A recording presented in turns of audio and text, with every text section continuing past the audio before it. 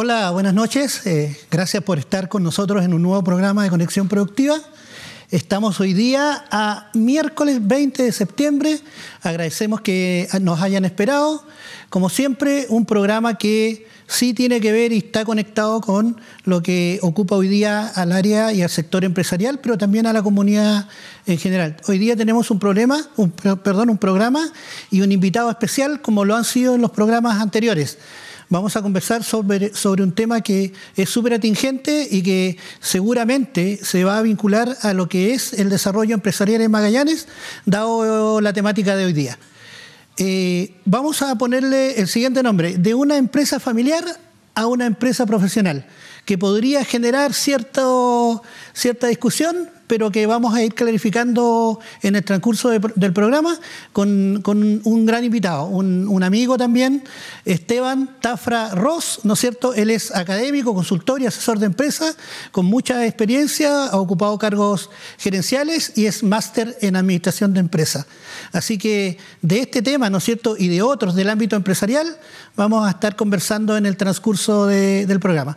Vamos a saludar a Esteban y Esteban seguramente él se va a presentar respecto de su currículum. Gracias, Esteban, por, yo diría, apoyarnos en el programa de hoy día en un tema interesante. ¿Ya? Un tema interesante donde vamos a tratar de incorporar conocimiento, experiencia, también aprendizaje para quienes van a estar, ¿no es cierto?, compartiendo con nosotros el programa de hoy. Muchas gracias por la invitación, Eduardo. La verdad es que tú ya me presentaste, me preocupó eso. Hoy día tenemos un problema. Yo no sé cómo. Yo soy el problema y realmente fue una equivocación. Eduardo, soy magallánico. Estudié en un instituto profesional en Santiago, después en la Universidad de Magallanes y, como tú bien dices, tengo un grado de máster en administración de empresas y he estado vinculado desde siempre a empresas familiares. Mi currículum es bien especial. Yo trabajé en mi vida laboral, a todo esto estoy jubilado oficialmente, cobro jubilación en 2 empresas. Me acuerdo que cuando tuve que presentar mi currículum a INACAP, fui durante un tiempo docente, mi currículum decía que había trabajado 12 años con mi suegro, con Julio Harris, en la nombrada confitería Harris, y después 28 años en Corcoran y Compañía Limitada, otra gran empresa familiar, y no tenía nada más que poner. Esa es mi historia, Eduardo, y un gusto poder colaborar contigo en este tema que me está apasionando, porque todo parte, perdona que mencione otro programa dentro de todo parte con la última temporada de Tertulia Magallánica, programa que acogió también esta televisora regional, que es una empresa familiar. Además.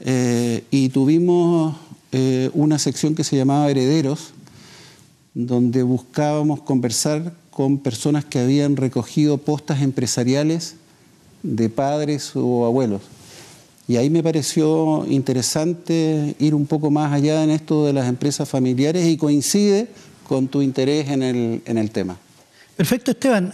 Vamos a vincular este tema, ¿no es cierto?, esta presentación que nos hace Esteban hoy día a lo que ocurre en las empresas hoy día. Cuando uno dice empresa familiar versus empresa profesional, hay un tema ahí, Esteban, es decir, debiéramos nosotros, cuando estamos en función de organizarnos, ¿no es cierto?, lo que no significa que una empresa familiar no lo esté, significa eso de que estamos con ciertas incompetencias al momento de desarrollar el negocio.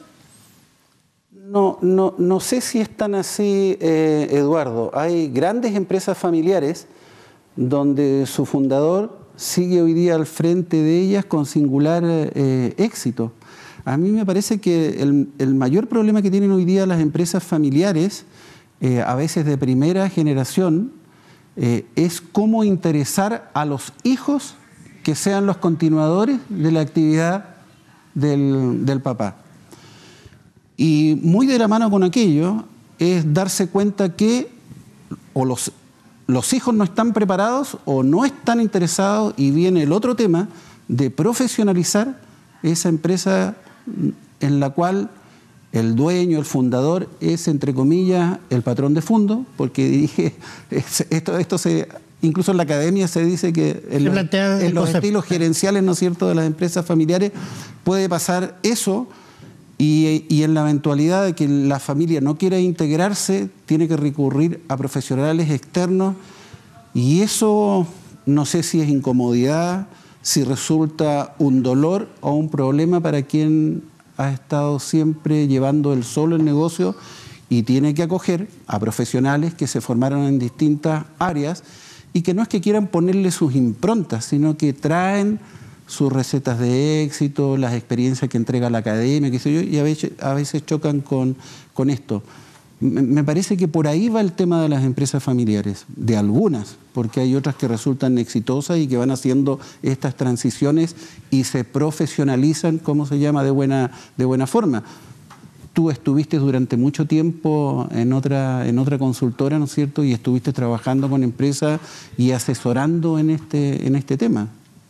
Una de las cosas con las que nos encontrábamos a propósito de tu comentario, Esteban, es esa base fundamental que tiene que ver con esa visión de largo plazo que debieran tener las empresas hoy día y que obviamente rescatan todo ese tesoro que las empresas familiares tienen. Sí. Cuando uno habla de reingeniería y uno dice, oye, mira, vamos a llegar a intervenir una empresa, una organización familiar y vamos a cambiar todo, ¿no es cierto?, y vamos a comenzar desde un punto cero a establecer una nueva forma, una nueva cultura de hacer. Pero no sé si tú coincides, Esteban, conmigo, cuando tú rescatas y mantienes ese tesoro, más todo lo que hay que incorporar para que esa empresa se transforme en una empresa orgánica, ¿no es cierto?, es una muy buena combinación. ¿Opinas lo mismo, Esteban? Claro que sí, y yo creo que coincidimos además en que si bien es cierto uno lo recoge de la academia y lo hace suyo, porque evidentemente que la academia se basa en hechos reales, fundamentales de muchas industrias, entonces uno cuando llega a una empresa a hacer una asesoría o consultoría y te das cuenta que no existe visión, misión, objetivos o propósitos, valores claramente definidos, dice, vaya, hay que partir, no de cero, pero la empresa tiene que tener esto. Pero encima, la persona con la cual estás trabajando te dice, amigo, yo he estado un montón de tiempo haciendo, y usted ve a mi empresa como está de bien paradita, y no tengo ni visión, ni misión, no necesito el cuadrito ese con ese postulado. Es complejo, porque es algo fundamental. Mira, hace muy pocos días falleció el señor Mauricio Russo, 67 años. El fundador de Casas y Ideas. 40 tiendas en Chile, participa en otros 3 países y se murió. Él tiene una socia en su negocio, y lo que él antes de fallecer buscaba que la gente no olvide el propósito que tenía la compañía. Entonces llámalo como tú quieras, visión, misión, pero a mí me gusta eso, el propósito estratégico. La compañía tiene que definir qué es lo que quiere hacer. Y él dijo, no tenemos que olvidar el propósito por el cual funcionamos, que es democratizar el diseño, o sea, que las cosas lindas para una casa estén al alcance de todo. Entonces, Eduardo, ¿es importante el propósito, la visión, la misión? Claro que sí, porque los continuadores del negocio tienen que saber para dónde va el tema. Lo que no significa, y que me parece que ha ocurrido en algunas empresas, que muerto el rey, viva el rey. A veces la familia quiere ir como para otro lado. Es un tema de debate, pero que es necesario marcar el propósito para que cuando nuevas generaciones estén dispuestas a subirse al barco, sepan para dónde va cuál es su destino. Esteban, hay una coincidencia no solamente académica, sino que una coincidencia, podríamos decir nosotros, práctica, al momento de administrar el negocio y tener el negocio familiar con ciertas informalidades, y que se entienda bien, y que la gente que nos está viendo entienda bien el concepto de informalidad, que no es un concepto negativo per se, ¿no es cierto?, en el sentido de que quien está pagando los consumos básicos, ¿no es cierto?, de una empresa que partió siendo, ¿no es cierto?, de un tamaño pequeño, muy manejable, ¿no es cierto?, de 5 personas, 6 personas, y de repente explotó, y creció a 80 colaboradores y el dueño o la dueña, ¿no es cierto?, siguen pagando los consumos básicos de esa organización. ¿Algo está mal ahí, Esteban? ¿Coincides tú con eso? ¿Por qué no te respondes tú mismo, Eduardo? Sí, yo diría que desde la experiencia, y no es cierto, desde básicamente esa estrategia que tú planteas, que pasa a ser un plan estratégico a futuro, y que inicialmente es súper emergente, porque tenemos que también empezar a entender que cuando hacemos una planificación y somos una empresa familiar, no siempre estamos preparados para aquello. Y por eso esto de traer consultores, asesores externos, ¿no es cierto?, que tienen cierta experiencia. Pero voy a responder a tu desafío. Está súper interesante. Yo tengo claro, yo no es que esté dándole vuelta a la respuesta, yo la tengo clara. Vamos a ver, y este va a ser un programa distinto a los que hemos tenido, porque tenemos acá una persona, ¿no es cierto?, que también tiene mucha... Si lo estoy echando a perder, cortamos, paramos y me ubicas de nuevo. No, está súper bien, pero está entretenido el programa por eso. No, yo voy a responder. Yo digo que para quienes tienen experiencia en empresas familiares, tú también lo tienes, ¿no es cierto?, con tu señora en el negocio, ¿no es cierto?, que en algún momento podría compartir algo de esa información, si es que se puede, Esteban. Yo diría que llega el momento en el que los 60 colaboradoras que van a conversar con el dueño de negocio, temas que a veces ni siquiera son tácticos, sino que son cotidianos. Jefe, se rompió la ampolleta. Resulta que ya somos 80 colaboradores y el gerente general, ¿no es cierto?, o la gerente general y la esposa o esposo que también están en el negocio ya no debieran estar contestando eso, porque ellos estaban acostumbrados y la cultura era que nosotros pagamos eso porque nos soltamos la tarjeta, o nos soltamos el cheque, o nos soltamos los recursos o la firma porque nosotros manejamos el negocio. Entiendo. Pero en algún momento eso se torna inmanejable. Sí, y al final y un tema que vamos a conversar con Esteban, porque igual tiene seguramente alguna información sobre aquello, los hijos, ¿no es cierto?, los herederos, como bien tú me planteaste en algún momento, Esteban, antes de este programa, bueno, vamos a ver si quieren tomar la posta. Claro que sí. A propósito de eso que se ve. Entonces yo digo, dada esa situación inorgánica, ya, desde mi punto de vista, en el sentido de que la empresa se pegó un salto desde el punto de vista del recurso humano, y no teníamos la organización disponible, dispuesta como para poder resolver los problemas propios de una empresa que crece familiar, ¿no es cierto?, que crece demasiado, sí, bueno, por diversas razones. Sí. Ya. Pero mira, yo creo que es un paso natural en todas las empresas familiares, y se da esto de, bueno, cuando el dueño empieza a darle rienda al animal para que vaya solo porque sabe para dónde tiene que ir. Y eso es como consecuencia, Eduardo, creo yo, porque estas organizaciones son muy planitas. Es el dueño de la compañía, tiene algunas cuantas jefaturas, entonces el dueño quiere, no es que quiera, debe, porque está integrado al día a día de la compañía, todo pasa por sus manos. Y en esta transición de cuando la empresa va avanzando y van llegando, no sé, nuevos, o se integran algunos cuadros gerenciales, vaya que un hombre que estuvo 10 años, 20 años, 15 años manejando solo su negocio, empezar a entregar cosas, entonces hay un momento en que pareciera raro que uno dice, oye, pero ¿cómo este hombre quiere hacer todas hacer esas cosas? Pero se va dando esto de que el hombre se va dando cuenta que se van generando confianza, va conociendo a sus colaboradores y empieza a delegar. O sea, no me cabe la menor duda, yo he vivido esa experiencia de que de repente la persona quiere controlar todo. Me parece que a ti te conté hace unos días atrás cuando estábamos viendo este tema, y lo voy a decir porque esto es, capaz que ya esté en un libro, pero nunca me olvido cuando un conocido mío me dice, Esteban, mira, quiero que te des cuenta de esto. Era una orden de compra por una cafetera eléctrica para una línea, para una empresa que existe, que es Sky, donde tenía varias firmas, así como en la Armada, que firma el cabo, el sargento, el suboficial, el teniente, no sé cuánto, y la última firma era del señor Jürgen Pollmann. El dueño de la compañía estaba autorizando una orden de compra por una cafetera eléctrica que costaba 13.000 y tantos pesos. Bueno, hoy día segunda generación de tener 3, 4 aviones usados, tiene la flota más moderna de Latinoamérica, 28 aviones, y van a cumplir el 2030 con incrementar la flota en 60 aviones, y vuelan a muchos países del mundo. ¿Lo hizo mal ese hombre o no? Yo tengo que decir lo que me enseñó un jefe del primer día que llegué a trabajar a la compañía, y me dijo: Esteban, si cuidamos las chauchas, los pesos se cuidan solos. Esas pequeñas cosas, esos toques filosóficos de los dueños de las compañías hacen bien, y hacen bien que estén presentes durante mucho tiempo, aun cuando uno llegue con la metodología,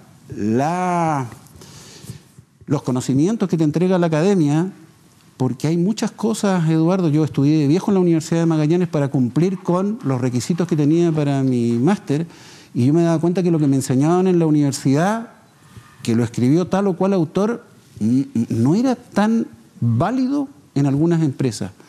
Y me permitieron en un momento decir: ¿sabe qué?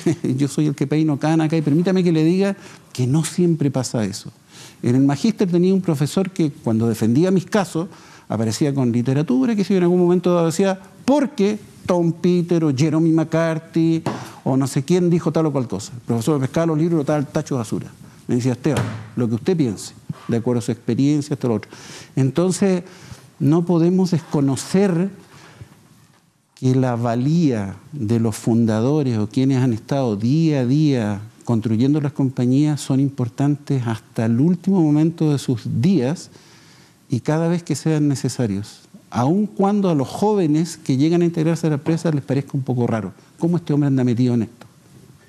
A mí me parece, Esteban, que a propósito de esta rica información que tú nos acabas de entregar y de la cual estoy completamente de acuerdo, yo digo lo siguiente, le sumo algunos elementos. Cuando la organización está creciendo, ¿no es cierto?, y tenemos líderes y lideresas, ¿no es cierto?, porque cuando uno habla del gerente general, del dueño, también hay un tema de género ahí, puede ser dueña, ¿no es cierto?, puede ser una gerente general, puede ser una líder, ¿no es cierto?, incorporar también esta empresa familiar. Yo diría lo siguiente: vamos creciendo, Esteban, y también ahí te voy a dejar el desafío a ver si estás de acuerdo conmigo. Vamos creciendo como organización, le vamos incorporando tecnología, porque ya hacerlo a mano, ¿no es cierto?, ya pasan negocios que tú conoces, Esteban, también. Se le va incorporando tecnología, vas optimizando el proceso, ¿no es cierto? Le vas incorporando también sistemas, ¿no es cierto?, desde el punto de vista de los procesos, una política potente de recursos humanos. La gente, el colaborador, identifica que hay un recurso humano, hay una persona con la cual se puede ir a conversar en temas de motivación, ¿no es cierto?, en temas de clima, etcétera. Teniendo sistemas y tecnología, teniendo una buena política de recursos humanos, el tercer elemento y pilar fundamental, y yo creo que tú debieras estar de acuerdo conmigo, Esteban, es ese sello, esa identidad, esa impronta, ¿no es cierto?, y esa historia y ese rico tesoro que trae la compañía. Exacto. Entonces, esa triada hace que tengamos gente motivada, menos rotación, porque la rotación hoy día es un tema mayúsculo, dado un tema generacional. Sí. Estamos claros, y que no es una crítica. Sí. No es una crítica a las nuevas generaciones, sino que hoy día ya no hacemos ni construimos equipos de largo plazo. Bueno, sistema y tecnología, una política clara de recursos humanos, con incentivos, obviamente, que no siempre son salariales, no siempre es plata. Sí. A veces los incentivos emocionales también tienen una valiosa definición, pero está la impronta, la que tú planteas, sí. Y eso es lo que no se tiene que perder. Dicho esto, esa impronta se debe declarar en la visión del negocio. O sea, cómo ese dueño, cómo ese dueño del negocio visualiza el negocio de aquí a un largo plazo. ¿Estás de acuerdo con eso, Esteban? Pero por supuesto, Eduardo, por supuesto. Y es más, a mí me gustan esas declaraciones de visión que cuando la gente la lee, casi que se ríe. Dice: mira la locura que pusieron ahí. Porque cuando la visión o el propósito, lo voy a decir porque a veces la gente dice visión. ¿Qué visión? Bueno, la visión en términos académicos, me corrige, es el sueño que tiene el fundador de la compañía, y que muchas veces es casi inalcanzable, pero lo soñó. Y esas cosas que tienen estos empresarios, ¿no es cierto?, o emprendedores que dicen: lo soñé, pero lo voy a lograr. Soy joven, tengo las lucas, por último no las tengo, pero tengo la pasión y yo creo que lo puedo alcanzar. Esa es una parte. Entonces, yo coincido con aquello de que la visión tiene que ser casi inalcanzable, dolorosa, para que perdure en el tiempo. A mí no me gusta esto que, casi como los planteamientos estratégicos, de repente algunas empresas se permiten cada 5 o 6 años tener unos retiros estratégicos y se replantean, evidentemente, la estrategia, que hay que irla modificando de acuerdo a lo que está pasando en el mundo, en Chile o en la región, cómo se llama en particular, y además se atreven a modificar la visión porque, no sé, les quedó corta.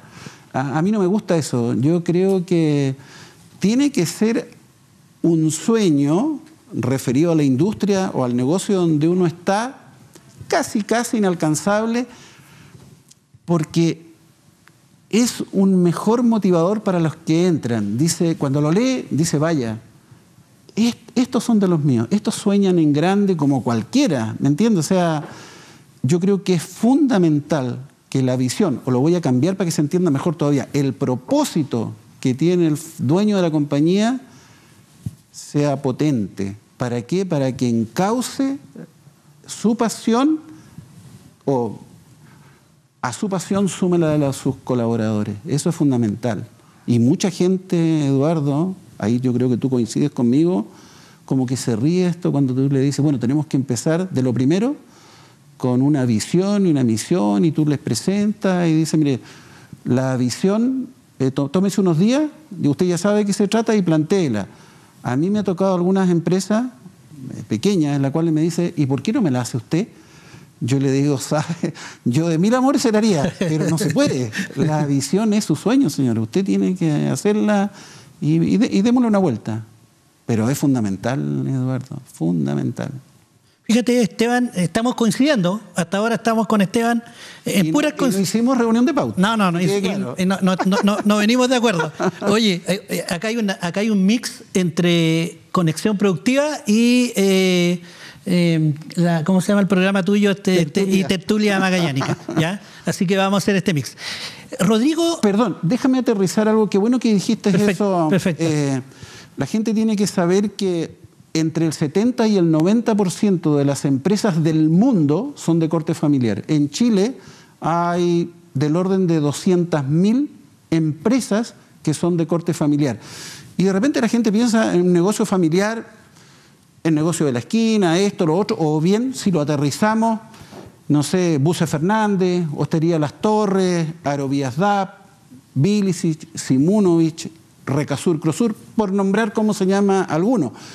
Pero hay empresas nacionales como Copec, Cencosud, Falabella, CMPC, que son empresas familiares. Hay empresas mundiales como Walmart, como Volkswagen, como Ford, que son empresas familiares. Entonces, es bueno que la gente entienda que cuando hablamos de esto, no estamos hablando de lo que debe hacer o ha hecho un negocio pequeñito exitoso. Las grandes compañías han pasado por lo que nosotros estamos sosteniendo. Definir una visión, una misión, objetivos, valores. O sea, cómo yo voy a plantear mi negocio de cara a mis colaboradores y a la comunidad que me acoge. O sea, cómo quiero que me sientan como compañía. Y eso, Eduardo, es un tema de todos. Además, se suma a eso que también lo conversamos en definitiva, hubo cierta pauta, pero conversamos básicamente de números. Están participando con el 80% del empleo, APP. O sea, estas empresas familiares están dando empleo a un porcentaje importante. Pero muy ¿cómo se llama? Muy importante. Sobre el 70% del empleo que se genera en el país son de empresas familiares. Esteban, mira, quiero hablar de Rodrigo del Real. Rodrigo del Real, que cuando tú lo ves en YouTube y lo escuchas, ¿no es cierto?, a propósito de su experiencia, él es chileno, es dueño de PC Factory, ¿ya? Ah, ¿verdad? Él dice lo siguiente, mira, me llamó mucho la atención, a propósito de haber desarrollado siempre su empresa en un formato familiar, con cierta informalidad, con estrategias emergentes, ¿no es cierto?, con mucha flexibilidad, porque eso pasa en una primera etapa y las personas que nos están y que tienen empresas de distinto tamaño, empresas familiares, ¿no es cierto?, tienen de distinto tamaño, lo van a entender y lo van a comprender muy bien. Rodrigo del Real dice lo siguiente: cuando formalizamos la empresa dejó de llevarnos y empezamos nosotros a llevar a la empresa. Es decir, había mucha inercia cuando ellos vendían grandes volúmenes, pero no tenían formalizados los procesos operacionales, no tenían los procesos comerciales, los procesos de recursos humanos no estaban formalizados y vivían, ¿no es cierto?, de alguna manera una cierta asfixia organizacional y empresarial que les costaba tomar decisiones. Porque al final del día lo que él dice es, a partir de nuestra formalización, de transformarnos en una empresa mucho más orgánica, inclusive no lo hemos tocado, Esteban, con estructura. Sí. Una estructura mucho más, si bien es cierto, vertical desde el punto de vista del diseño, pero muy horizontal desde el punto de vista de la comunicación, porque aquí la comunicación, que también es otro tema, empezamos nosotros a llevar a la empresa. Lo que nos estaba pasando es que la empresa nos llevaba a nosotros cuando no teníamos esa formalidad. Mira, ¿qué opinas tú, Esteban? Eso está muy cerquita de lo que tú hablabas de cuando el dueño de la compañía le costaba dar rienda a su organización, porque es pequeña, pero cuando empieza a crecer, uno se da cuenta de que tiene que ir, por una parte, delegando, pero cuando a veces miras al interior de la empresa te das cuenta que el tamaño que ha tomado no siempre puedes delegar algunas funciones al interior de la compañía porque no te has preocupado de capacitar correctamente a tus colaboradores, o bien el tamaño hace que tengan que llegar profesionales para, perdón la redundancia, profesionalizar la compañía. Y eso un poco me pasó en una compañía en la cual trabajé muchos años, en que llegó un momento en que ya mi jefe me dice: Esteban, hasta aquí nos ha ido bien, pero muchas cosas las hemos hecho, me tinca, por ahí sopla el viento. O bien las decisiones que teníamos que tomar se basaban en, Esteban, me parece, pero ¿cuánto crees que nos va a costar si nos equivocamos? No sé. La intuición, Esteban, perdón, también. Claro, porque el empresario tiene agallas, arrojo, ¿no es cierto?, intuición. Atrevimiento, osadía. Exactamente, y pasan estas cosas que uno dice, no, oye, me ha ido bien, y ¿sabes qué? Le ha ido bien porque tiene el tincómetro, el no sé cuánto aquí y allá, y le ha ido bien. Pero llega un momento en que uno también mira la organización, está creciendo y dice, ¿sabes qué? Estos porrazos que antes nos dolían poco, porque de repente decía, a ver, esta iniciativa, ¿cuánto nos va a costar si fracasa? Tanto, dale, pum, porque el empresario es así. Entonces llegó un momento en que dijimos, ¿sabe qué? Esto no puede ser así. Nosotros tenemos que profesionalizarnos. Y además nosotros, esto lo encontré magnífico, y lo voy a decir con nombre y apellido. Estoy hablando de Patricio Corcoran. Sí, que en paz descanse, Patricio. Y él, cuando dijo, crezco, me mantengo, o crezco, y tomó la decisión de seguir creciendo, nos encontramos con esta disyuntiva. Entonces dijimos, tenemos que profesionalizarnos. Y Patricio dijo, pero ¿sabes qué? Nosotros también. Y dice, yo voy a hacer un magíster y tú lo vas a hacer conmigo. Y después empezaron a llegar gerentes a la compañía. Eso tiene que ser así, porque a la gente en algún momento se les termina la suerte, el tincómetro, y además no pones en riesgo tu capital, que lo has formado, tu patrimonio, perdón, sino que además la suerte de 50, 60, 100 colaboradores, que son muchas más personas porque son familia. Entonces, evidentemente que el proceso de profesionalización de una empresa es requisito fundamental para seguir creciendo. ¿Y por qué? Sobre todo en las empresas familiares, que casi son todas, ya dijimos 70-90% en el mundo, porque la academia te muestra que el 85% de las empresas familiares no pasa de la tercera generación. O sea, es un número tremendo, porque no van haciendo, ¿cómo se llama?, la posta. Y en Chile el número no es distinto. Esteban, me gustaría mucho el tiempo transcurre siempre en televisión muy rápido, y Esteban lo sabe por el programa Tertulia Magallánica, transcurre rápido. Entonces vamos a terminar este primer bloque, ¿no es cierto?, súper interesante, y le vamos a dejar planteado el desafío a Esteban sobre este tema generacional respecto de quién toma la posta ya en las empresas familiares. Viene un espacio para que podamos saludar, ¿no es cierto?, a quienes hacen posible Conexión Productiva. Siga con nosotros unos minutos más, estamos en el segundo bloque. Muchas gracias. Perfecto.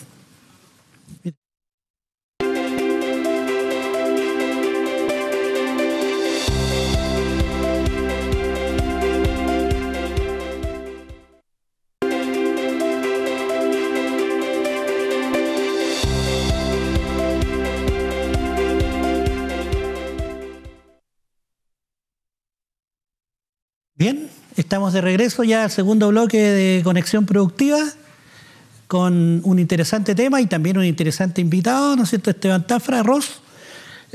Vamos a seguir con el desafío de la consulta, Esteban, esta llamada posta generacional que es los hijos, ¿no es cierto?, las hijas o las personas que heredarían, ¿no es cierto?, de alguna manera en la continuidad del negocio.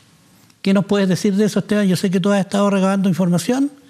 Estuvimos conversando también acerca de un dato duro y estadístico, ¿no es cierto?, e información de la Universidad de Chile, ¿no es cierto?, que nos dice que un porcentaje importante, ¿sí?, sobre el 80% de los hijos no necesariamente heredan los negocios de los padres. Por diversas razones que lo vamos a ir desarrollando y desmenuzando en este segundo bloque. Esteban, la pantalla es tuya. Claro, el tema de las sucesiones, está dado por lo que hablamos en los primeros minutos del programa, en que no haya interés de los hijos o de quien sea de continuar con el negocio, que es una cosa como lamentable.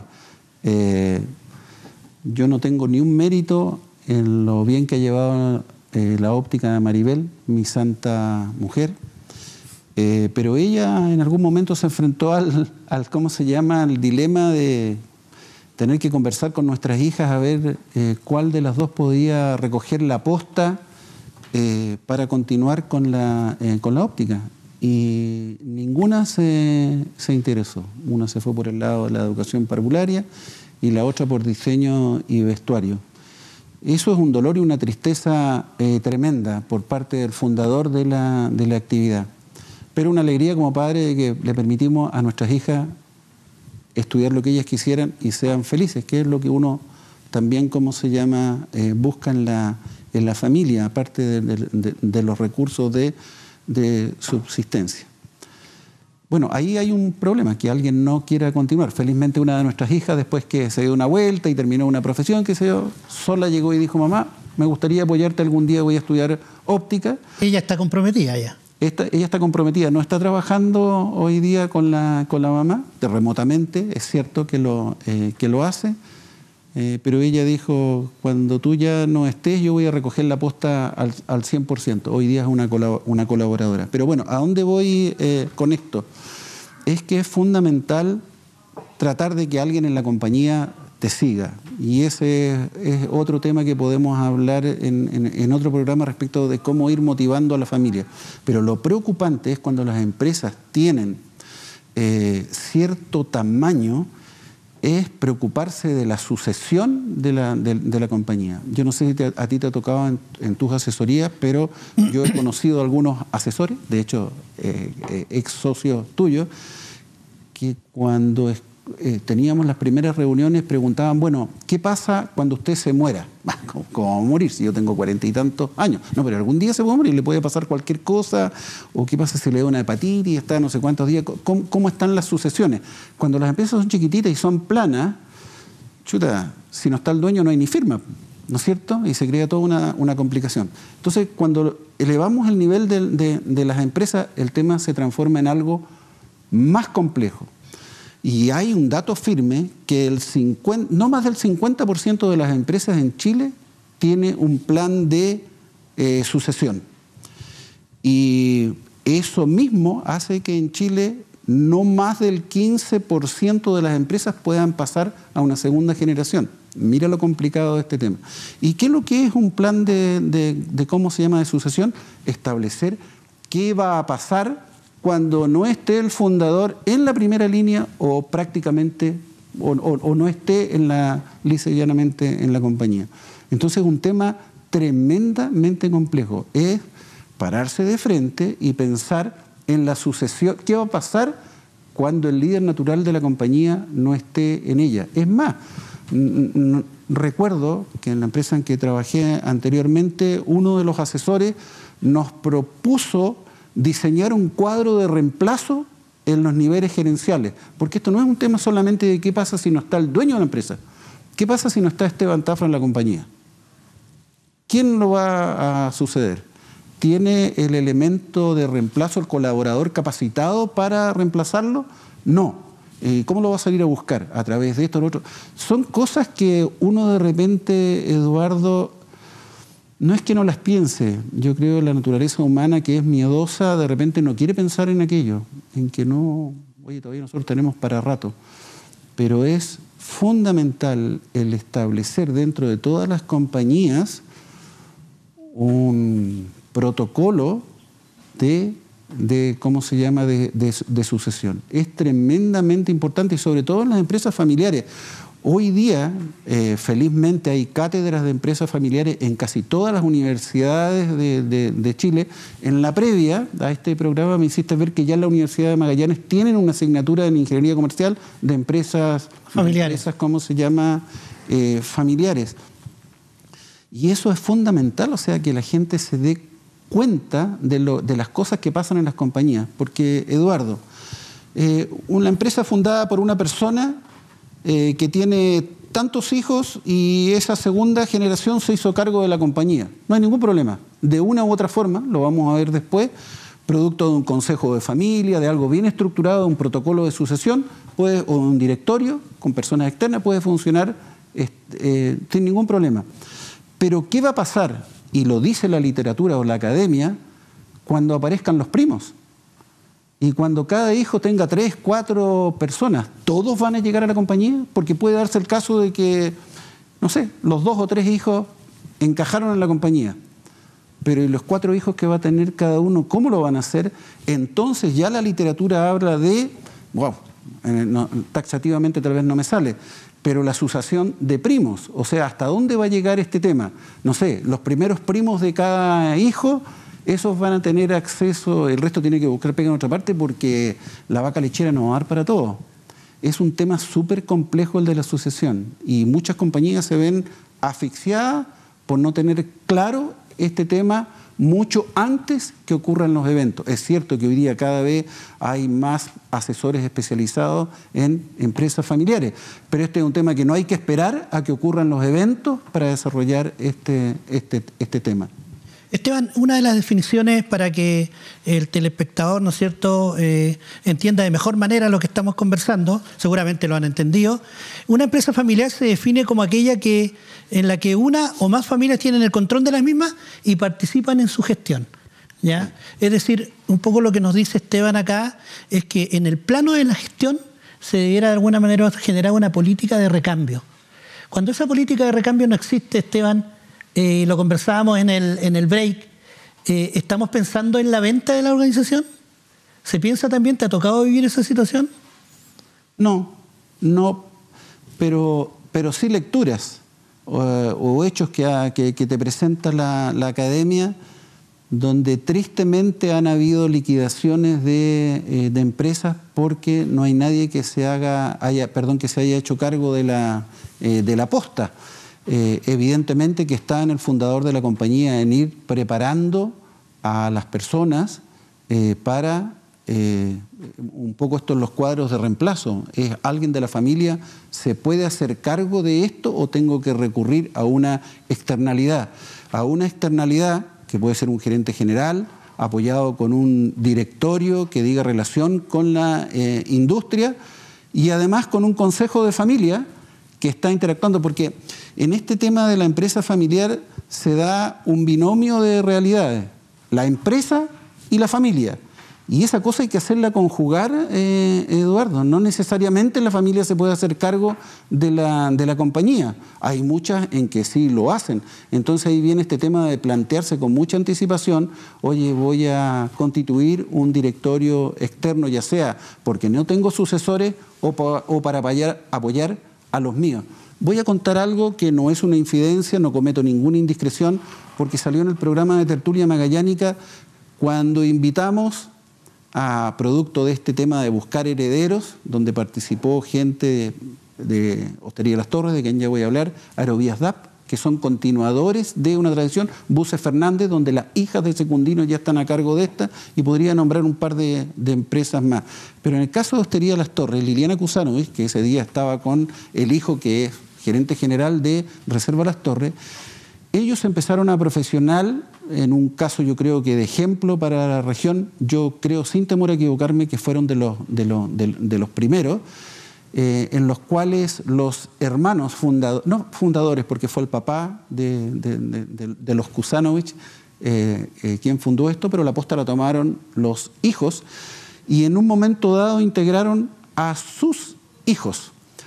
Pero además, para apoyarlos, nombraron un director externo que decía relación con la actividad turística, pero se dieron cuenta que el pobre hombre traía las mejores intenciones, las mayores capacidades y competencias, pero en el momento de los que hubo, capaz que me equivoco en el número, eran 4 Kusanovich contra un director externo. Entonces la cosa no iba a funcionar nunca del todo bien. Y han ido incorporando más directores externos de manera tal que haya un contrapeso con la familia. Bueno, estas son todas cosas que tiene que ir madurando la organización en función de cómo se llama, de su tamaño. No es un tema fácil, porque las empresas, insisto, en algún momento dado tienen que entregarle la rienda a alguien que podría ser perfectamente un externo y que lleve la tradición y el sustento económico futuro de esa familia. Es un tema complejo. Tengo 2 preguntas, Esteban, desafiantes para Esteban Tafra, con toda la experiencia que ya tiene igual en empresas familiares. Me gustó mucho el concepto de este binomio, ¿no es cierto?, la empresa y la familia, ¿ya?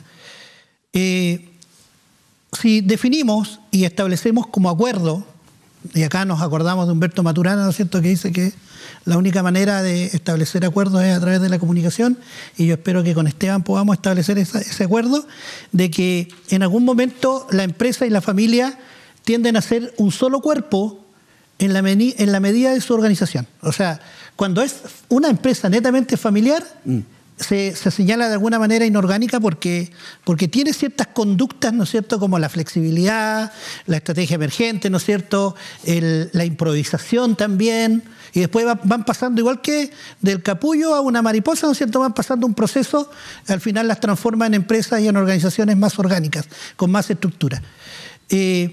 A tu entender, y acaba la primera pregunta, Esteban, en este binomio, la empresa y la familia, ¿qué importancia tiene el sello, la identidad, el mantener aquello? Inclusive, es más, como política de recursos humanos, ¿no es cierto?, en la etapa de la inducción, contar la historia, ¿no es cierto?, la historia de la organización, el sello y la identidad y hacia dónde nosotros queremos ir. Inclusive se definen estilos de dirección. Bueno, es fundamental, porque si bien una compañía, como lo vimos en el bloque anterior, debe definir su visión, misión, cuando se establece un protocolo de sucesión, puede dejarse establecido que los sucesores pueden enmendar el rumbo de la compañía respecto de su visión. No voy a decir su misión, porque a pesar de que, bueno... Dilo, Esteban, dilo. Lo que pasa es que en el mundo que vivimos, Eduardo, y ciudadanos todos, como dice Francisco Vidal, el tema es complejo, porque lo que dices hoy día como que va quedando, ¿cómo se llama?, obsoleto, porque las visiones son inamovibles. Pero ¿por qué sucesores de un negocio? O sea, deben recoger el propósito de la compañía. Estamos en esta actividad industrial, vamos a seguir en esto. No si tengo, no sé, estoy en el tema de ganadería, ahora voy a ir al tema de, no sé, el cemento, porque la industria de la construcción está bullente. No es tan extremo. Pero nosotros hablábamos del propósito y dijimos, oye, mira, el propósito de este señor ruso de Casa de Idea era democratizar el diseño para la mayor cantidad de hogares posible, que la gente sea feliz dentro de su casa. Ese es un propósito que tiene un eje, que lo puede continuar cualquiera. Pero no tienes que olvidar de que cuando hay una sucesión, se dan dos cosas. Cuando el sucesor, como el señor Polman, deja la presidencia ejecutiva de ¿cómo se llama?, de Jumbo o de Cencosud, y los hijos siguen por la línea, no hay ningún problema. Pero ¿qué pasa cuando no está? ¿Por qué no le damos el derecho a los sucesores de darle su impronta a ¿cómo se llama?, a la empresa? Yo aquí me estoy saliendo de la academia, tú me preguntaste a mí, sí. Y a mí me parece que no es del todo malo que los protocolos consideren replantearse algunos aspectos de la visión o los valores que desea transmitir la nueva generación. Desde cambiar el isotipo o el logo de la compañía, de manera que la gente dice, hay una nueva empresa, lo cual no hay que tenerle temor si uno mira los isotipos de Shell, de Ford, de Volkswagen, de, no sé, Pizza Hut o cualquiera, lo han cambiado N veces en 4 o 5 veces en 5 años. Entonces yo creo que las empresas pueden replantearse cómo continuar adelante, en algunos casos desapegadita de lo que fue su fundador. Esteban, es un paradigma señalar lo siguiente. Aquí estamos desafiando, y obviamente lo ha hecho súper bien en los desafíos, el que la empresa familiar, ¿no es cierto?, considere que, dados los números, y ahí nos vamos un poco a las finanzas, a los resultados, ¿no es cierto?, nos cambiamos un poquito a temas mucho más duros, o más duros, ¿no es cierto?, como son los números, está funcionando. Entonces, ¿por qué cambiar aquello que está funcionando?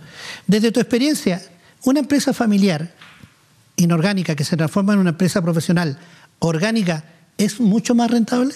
¿O debiera serlo, Esteban? Sí, por supuesto. Sí, definitivamente. Pero también, Eduardo, no te olvides de que todo esto pasa por los directivos de la compañía, y tal vez nos vamos a alejar de otro tema y lo vamos a llevar a tiempo presente. Mira lo que pasó con Falabella, las empresas mejor listadas o con mayor patrimonio en la bolsa de valores, bajo la administración, espero no equivocarme al decir esto, del señor Cuneo. Después aparece alguien de la familia Solari, de la otra rama de accionistas, y hace poquitito hemos escuchado en las noticias que se salió este familiar, este integrante de la familia accionaria, y contratan a un gerente externo, y que por distintos motivos no lo ha hecho bien. Hoy día Cencosud es la que tiene el mayor patrimonio en bolsa, y Falabella cede el espacio. Yo creo que es importante profesionalizar y traer a alguien de afuera y todo lo demás, pero hay que tener mucho cuidado en en aquellas decisiones que se toman, porque las compañías pierden pie. Esa es la verdad de las cosas. Y en definitiva el que resulta herido es la familia. Por eso es importante manejar de la forma correcta este tema de la sucesión. Yo quiero aclarar algo, Eduardo. La gente puede pensar que yo soy un especialista en empresas familiares. En absoluto. Este es un tema que tú pusiste en la mesa, sí. Nosotros nos preparamos. Evidentemente que uno en la región observa. Yo te dije, a mí me tocó participar de conversaciones con algunos actores de la industria de Magallanes, y en función de aquello y de la lectura que hemos hecho podemos concluir en algunas cosas. Pero mira, hay algo que es súper importante porque los minutos se van agotando y que no me puedo perder en esto. Dijimos que la empresa familiar es un binomio de empresa y de familia. La familia tiene que estar de la mejor forma constituida en lo que se llaman los consejos de familia, que son las previas y en las cuales las familias se reúnen en torno a esta figura para definir normalmente no el gobierno de la empresa, aun cuando puede ocurrir, sino que el gobierno de la familia. ¿Cómo vamos a actuar nosotros como familia? Los fines que vamos a tener como empresa, las funciones que tiene que tener este Consejo de Familia en cuanto a una forma de educar a los integrantes de la familia, porque se tienen que hacer cargo de la compañía, gubernamental, o sea, cómo se va a dirigir esto, y además la promoción de la unidad familiar. Esto es complejo porque una vez que pasan esto, que hay que tomar la posta de una sucesión, vienen las complejidades de cómo se configura el entorno familiar para hacer que la compañía siga de buena forma. Puede que de repente alguien tenga intereses distintos a los hermanos, o a la mamá, o al papá, o que se yo, y diga, ¿sabe qué? A mí me dejan al margen, esto, lo otro, aquí y allá. Entonces, por eso es importante que la familia esté bien. Y cuando te tienes que preocupar de la empresa, ahí viene otra figura que es súper importante, que una empresa familiar de cierta envergadura tiene que pensar en tener un directorio, donde evidentemente esté, no sé, el dueño de la compañía, algún integrante del grupo familiar también, ¿por qué no? Y asesores externos. En las empresas familiares hay que tener claro dos cosas. Hay que gobernar a la empresa y se tiene que gobernar la familia. Y eso es muy complejo. Hay gente que quiere estar en los consejos de familia y en los directorios. Es complicado. No es fácil tampoco definir dos entes separados, pero si tú miras el accionar de muchas empresas nacionales y yo creo que ya regionales, la familia está a un lado y el directorio está al otro lado, integrado por algunos familiares, pero no todo. Ahí después tienes que ver los protocolos de quién va a estar en el directorio o esto o lo otro. Es complicado. Y cuando yo hablo de consejo de familia, no son reuniones de familia, porque la academia hace ese distingo. O sea, no confunda consejo de familia con, oye, juntémonos toda la semana y conversamos de la empresa. No, esto va mucho más allá de aquello. Hasta el procurar que no existan conflictos, o bien en un momento dado, oye, nos vamos a juntar porque estamos teniendo algunos roces y esta cuestión hay que aclararlo acá, y no en el directorio, porque no es fácil el tema de las sucesiones. Por eso que tanto apasiona este tema. Y concluyamos, Eduardo, la Universidad de Magallanes ya lo tiene como un ramo y todas las universidades del mundo hoy día tienen cátedras, ¿cómo se llama?, en torno a empresas familiares, que, dicho sea de paso, casi todas fueron financiadas en sus inicios por empresas familiares. Si tú ves en algunas universidades, dice, no sé, este auditorio fue donado por la empresa, no sé, por la familia Fonapen, o los Lux y esto, porque todos están preocupados de esto, que es una problemática desde la perspectiva de que a medida que van pasando las generaciones se puede ir perdiendo el interés por seguir de la compañía. Esto es súper importante, Eduardo. Yo te hice mención pero en el break, pero es importante saber para dónde va el tema.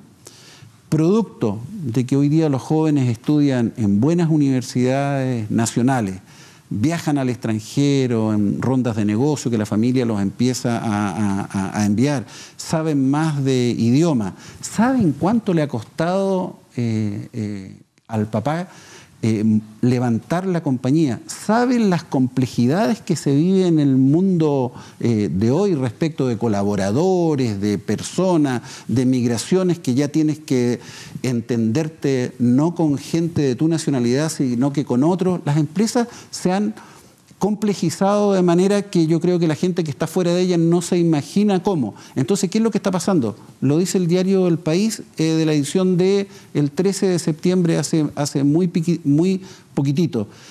Es cada vez más frecuente que los hijos no deseen continuar con el negocio familiar, generalmente afecta a sectores tradicionales y, como yo decía, a veces hasta en retroceso, y prefieran venderlo para montar con el capital obtenido estructuras patrimonialistas a través de sociedades de inversión o families office. Es una realidad que un sucesor pueda pensar, No se pueden decir groserías acá. No, estamos puro tonteando. ¿Sabe qué más? Al viejo le gustaba esto, lo otro, aquí y allá. Pero ¿sabe? Está bueno. Pongámosle número a esta cuestión y es mucho mejor invertir en delivery, en empresas de tecnología de información y qué sé yo. ¿Por qué le vas a negar ese tema? Es un hecho lamentable, pero hay una tendencia que la gente joven está en su derecho de ir por otro lado. ¿Y qué es lo lamentable en las empresas familiares? Esteban, antes de ir al cierre, porque ha transcurrido el tiempo y la verdad es que bueno que Esteban no sabía tanto de empresas familiares, pero nos ha entregado una cantidad de información. Creo que una gran conclusión de lo que nos ha convocado hoy día es este binomio de aquellos empresarios y empresarias que tienen hoy día una empresa que es familiar, está identificada como tal, ¿no es cierto?, tiene ciertos requisitos que hemos de alguna manera u otra expresado en el programa,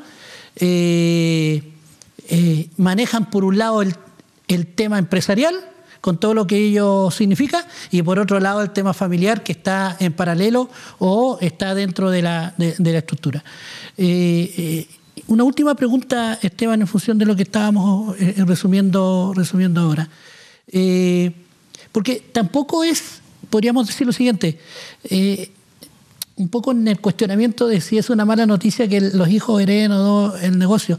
Es una mala noticia entendiendo que los dueños quieren que sus hijos tomen el negocio, ¿no es cierto? Pero también una opción legítima es no hacerlo. Pero lógico.